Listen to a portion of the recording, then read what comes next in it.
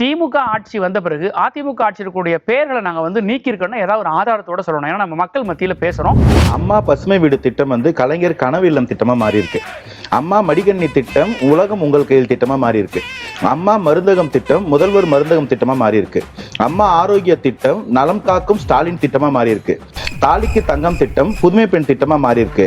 அம்மா mini clinic திட்டம் முதல்வர் மினி கிளினிக் திட்டமா மாறி இருக்கு. அங்க இந்த ஸ்கீம்ஸ் எல்லாத்துக்குமே ஒரு புது டெஃபினேஷன் கொடுக்குறோம். அந்த ஸ்கீம்ஸோட அஜெண்டாவே மாறுது. இப்போ 3 லட்சம் ரூபாய் இருந்த ஒரு வீடு கட்டும் திட்டத்துக்கு அந்த ஸ்டைஃபன் 5 லட்சமா மாறும்போது அந்த நிதியோட அந்த திட்டத்தோட வரைவே மாறுது. அம்மா உணவகங்கள் ப்ராஃபிட் வரலே அப்படின்னு சொல்லி ஒரு அக்கா மூடுறதெல்லாம் பார்த்தோம். பல இடங்கள்ல இன்னைக்கு கூட அந்த ஃபுட் தரமா இல்லைன்னு சொல்லி எங்க எம்எல்ஏக்கள் கலாய்வு பண்ணி அதை சரி பண்ணிட்டு இருக்காங்க. இல்லங்க நாங்க 5 வருஷமா இப்படி இல்லங்க இப்படி இருக்கக்கூடாதுன்னு சொல்லி மாத்திரம் இன்னைக்கு புதுசா அரசாங்கம் இது எல்லாத்துக்கும் தனியா ஒரு கோஆபரேட்டிவ் டிபார்ட்மெண்ட் கொண்டு அது எல்லாத்தையுமே சீர்தூக்கி பார்க்க போறோம். இப்போ எந்த திட்டத்தையும் நாங்க கைவிடல.